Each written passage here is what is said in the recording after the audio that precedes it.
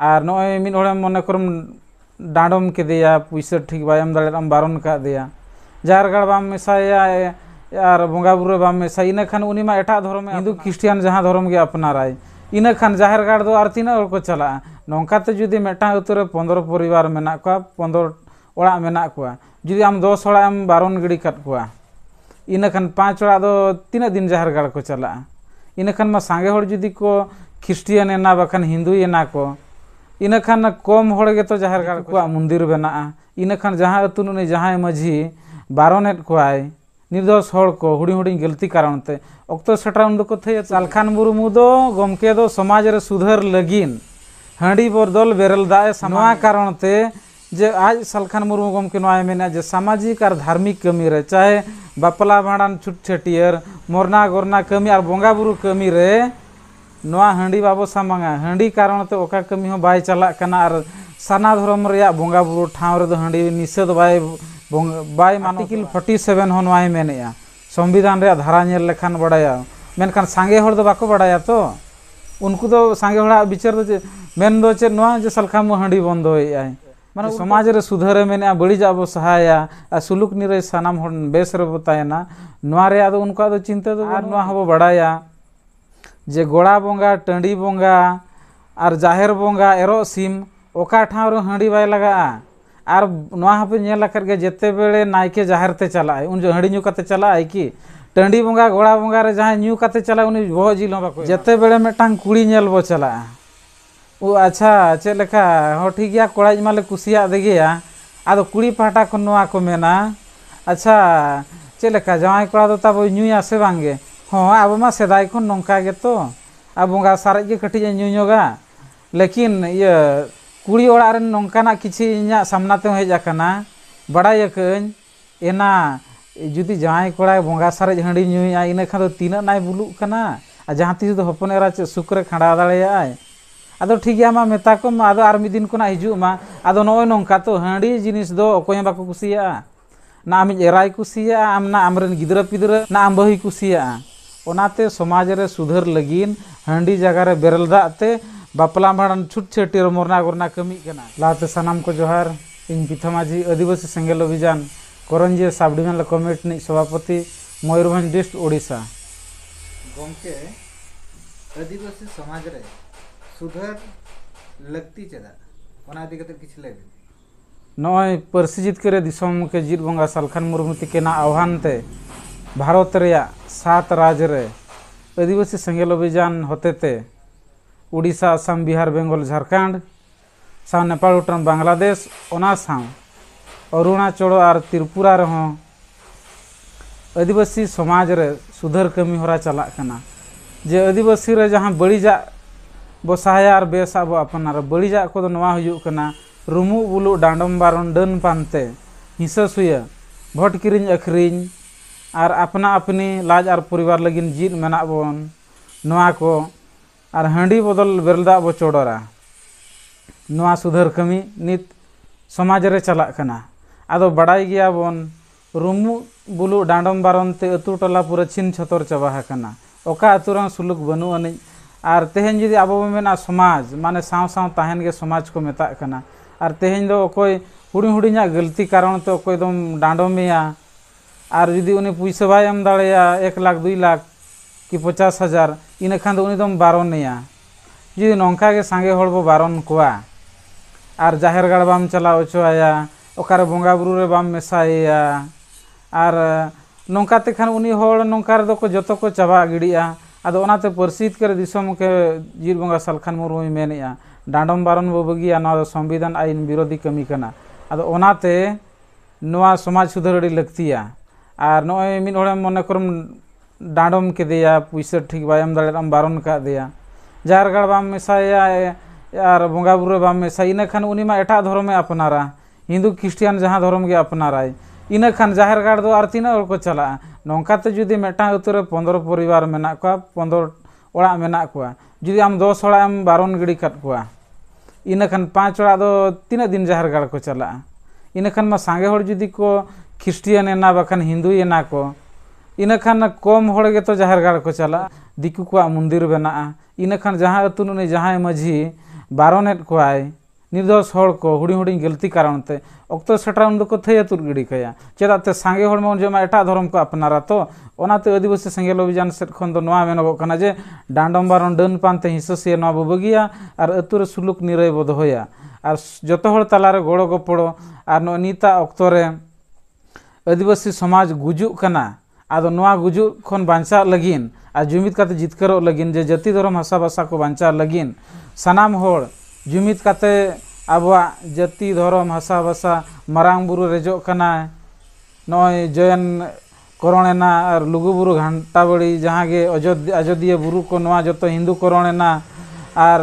नय आबो जाहेर बोंगा बुरु हड़ को सारना धर्म कोड नित धाबिज मानत बांग नाम अकाते जगह जगह रे अड़ी गान जगह रे जाहेर को कोरेजेट बोना अब हिंदू रे को लकर बोना आपे नय पे नेले आपे जहां को वीडियो पे नेले आपे हिंदू रे पे ओलाकना चाहे क्रिश्चियन रे पे ओलाकना तो आपे आकाश रे जतेले पे नेला उन जो तो आबो सारा धर्म दो बानत बनु नहीं तो ओना खातिर दिसम के सलखान मुर्मू मेनेया जे देलाबन जतो हड़ बो जुमिद अहिंसा से बो बगिया गमके सलखान मुर्मू हड़ को मेनेया जे हंडी बोंदे आदो नोआ दिके चेद बिन मेनाबी गमके अड़ी नपाय कुकली जहां बन कुली ᱧᱚᱜ के लिया तो ओना लगिन सरहाव गे जे सलखान मुर्मू हंडी बोंदे आय जहां हड़ को मेना ओना दो पूरा एड़े कथा सलखान मुर्मू दो गमके दो समाज रे सुधर लगिन हंडी बदल बेरल दाए सामांगेआ नोआ कारण ते जे आज सलखान मुर्मू गमके नोआ मेना जे सामाजिक और धार्मिक कमी रे चाहे बापला भाड़ान छुट छटियर मोरना गोरना कमी और बोंगा बुरु कमी रे नोआ हंडी बाबो सामांगा हंडी कारण ते ओका कमी हो बाय चला कना और साना धर्म रे बोंगा बुरु ठाव रे दो हंडी निषेध बाय मानतोआ आर्टिकल 47 हो नोआ मेनेआ संविधान रे धारा नेल लेखान बड़ाया मेनखान सांगे हड़ दो बाको बड़ाया तो उनको तो सांगे हड़ा विचार दो मेन दो चे नोआ जे सलखान मु हंडी बंदो आय माने उल्टा सीधा जे समाज रे सुधरे मेने बड़ी जाबो सहाया आ सुलुक निरे सानाम हड़ बेस रे बतायना नोआ रे आदो उनको आदो चिंता दो बनु नहीं आर नोआ हबो बड़ाया जे गोड़ा बोंगा टंडी बोंगा और जाहेर बोंगा एरो सिम ओका ठाव रे हंडी बाय लगा आर नोआ हबे नेल आकर गे जेते बेले नायके जाहेर ते चला उन जो हंडी न्यू काते चला कि टंडी बोंगा गोड़ा बोंगा रे जहां न्यू काते चला उनी बो जिल हो बाको एमा कोआ इने खान दो चे हंडी बे साकी आर नोआ नेल मा जेते बेले मिड होड़े रुआ हसुआ उन जोके दो चे हंडी के बो सामांगेआ कि आ जेते बेले ओका शर्मा को दा बाय हिजु कना उन जो दो हंडी के बो सामांगेआ कि हंडी मा बाबो सामे से पेरेज लोटा दा धर्म दा जहां ओना बो मेता कना ओना के बो सामांगेआ रुआ हसु करे हो आर नोआ हो बड़ाई गया पालेन जे जेते बेले मेटांग कुड़ी नेल बो चला ओ अच्छा चे लेका हो ठीक गया कोड़ाज माले कुसिया दे गया आदो कुड़ी पाटा को नोआ को मेना अच्छा चे लेका जवाई कोड़ा दो ताबो न्यूया से बांगे हां अब मा सेदाय को नंका गे तो अब बोंगा सारे के कटी न्यूयोगा लेकिन ये कुड़ी ओड़ा रे नंकाना किछि इन्या सामना ते हेज आकना बड़ाय कन एना जुदी जवाई कोड़ा बोंगा सारे हंडी न्यूया इने खान दो तीना नाय बुलु कना आ जहां तिस दो हपन एरा चे सुकरे खंडा दाड़ेया आदो ठीक गया मा मेता को आदो आर मि दिन कोना हिजु मा आदो नोय नंका तो हंडी जिनिस दो ओकोय बाको कुसिया ना आम एराय कुसिया आम ना आमरन गिदरा पिदरा ना आम बही कुसिया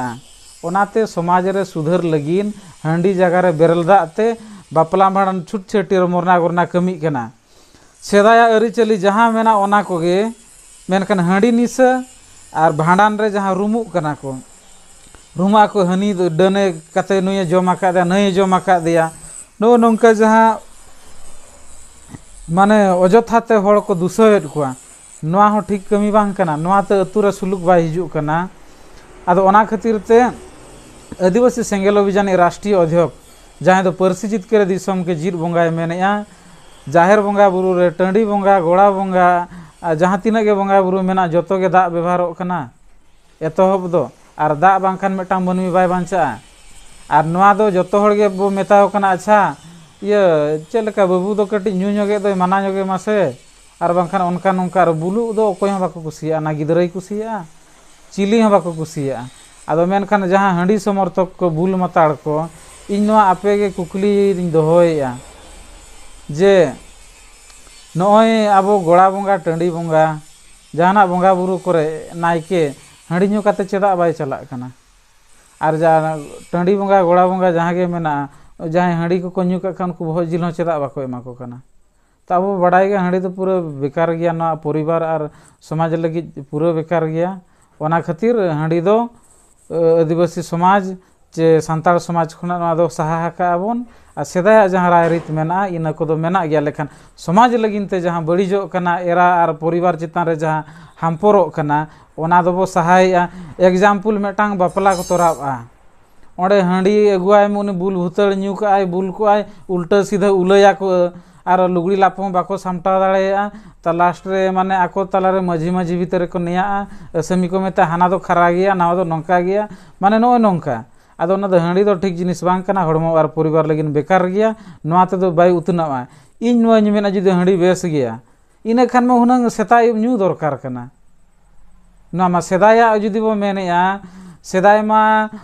हाड़ाम बुढ़ी गिदर पिदर जतो मिठन को न्यूई तहन इन मामा या नीत हो जीत मेनाया मेनखा उनी मेनाय बाबू आले दो को न्यू ला तहन लेकिन नेतार दो बाको न्यूईया आदो उनी मामा इन कुली कना अच्छा मामा आयो आदो आम जते बेड़े आपे जो मा जतो पे न्यूई आदो नेतार दो गिदर चेदा बाको न्यूईया आ नो नीत दो प्राय पे नेला अधिकांश हाड़ाम बुढ़ी न्यू दो को बगीया और ओना खातिर ते आदिवासी समाज सेट खोजा दो नोआ दो माना कना जे हांडी निशा दो बेकार गया मनते गोंके आर मिटे कुकली दिकू हतो को बोलो कान गया अदा ओना इदी कते चेत बिन मेना बिन जाहो सरहाव अबिन जहाँ बिन कुकली की दिना जे दिकू हको बुलु कना होय दिकू दो व्यक्ति बुलु कना मेनखान आबो दो समाज बुलु कना हांडी बाखान बापला बांगा हांडी बाखान भाड़ान बांगा हांडी बाखान छुटछटियर बांगा मेनखान दिकू समाज रे दो आको दो मेटांग होड़ गे बुलु आय अब उनका दो आदिवासी सेंगेल अभियान खोजा जे जिद बंगा परसी जिद कर दिसम के सलखान मुरु मेन का जहाँ जुदी न्यू सनाय कना उनी दो न्यूई मा आर बुलु मा आर लागे गुजु मा कारण आज कारण ते आज एरा और परिवार आलो को गुजु मा आदो नोआ गे आज दिसम के सलखान मुरु मेनेया मेनखान व्यक्ति दो आदिवासी सेंगेल अभियान से को जहाँ न्यू सनाय कना उनी अच्छा गमकी इमा न्यू सनाई कना न्यूई मा आम लागे गुजु में आम माताड़ कारण ते चेद बाकी होड़ को गुजुआ से आमरे नेराउरु अशांति को तहना ना मत बाय ठिकुआ तो ओना खातिर ते ओना दो मेना कना आदो नोआ गे परसिजित करे दिसम के जिद बंगा सलखान मुर्मू तिकिन सेट खोजा सुधर रिया कमी पूरा भारत रे 7 राज्य रे साथे आउट कंट्री रे हो नोआ कमी होरा चला कना और नोय आपे सनाम देश दिसम रे नोआ वीडियो पे नेलत गया पालेन आदिवासी समाज चे सलखान मुर्मू दो नित मारांग बुरु बांचाव सारना धर्म कोड जाहरगाड़ बांचाव रे कथाई मेनेया आदिवासी समाज रे डांडो मारन डन पानते ते अधिकांश होड़ माने अब नो नोंकान हिस्सा सुयते एटा धर्म सेट को गोयन चाबा कना उनाते मेने डांडम बारन बो बगिया आ नो नित हो हली रंज बाड़ाय गया बन जे उनको अण आदिवासी चे गुणवी को अब आदिवासी जुड़ो रेजो रे जहां संभव माने आकर चक्रांत को चली नो लड़ाई रो हमेशा मेनाया और नो सिधु मुर्मू कन्हू मुर्मू ते को डाक टिकेट हो जारी अचो किया दिसम के सलखान मुर्मू गे 22 दिसंबर 2003 रे भारत रे पार्लियामेंट रे रोड ले आई अब सांताड़ी परसी हो अष्टम अनुसूची रे आज गे शामिल अचो किया अब दिसम होड़ को आगोड़ते और नित हो कमी रे मेना आदो सनाम को देलाबन बड़ीजा दो जतो होड़ गे बो ठिकईमा और बड़ीजा दो बो सहाया और बेसा बो अपनारा अतु टोला रे दो गुलाम मेना मेनखान उनी होड़ मेताय में जे अतु समाज रे नय जे रुमु बुलु डांडम बारना डन पानते हांडी निस ना को दो बड़ी जिनिस कना आम व्यक्ति बुलु आम सेवाम बुलु ना आम व्यक्तिगत मामला कना मेनखान समाज रे हांडी कारण ते मेटांग गुरीबेम असुविधा या जे सासेते आम नोआ आमा अधिकार हो बाको एमकन में तो ओना खातिर आदिवासी सेंगेल अभियान सेट खोजा नोआ समाज रे सुधर अड़ी लगती है कना आदो सनाम को जस्ती बांग मेन काते नोडे खाटो मुचा तिन मुचर किया जोहार।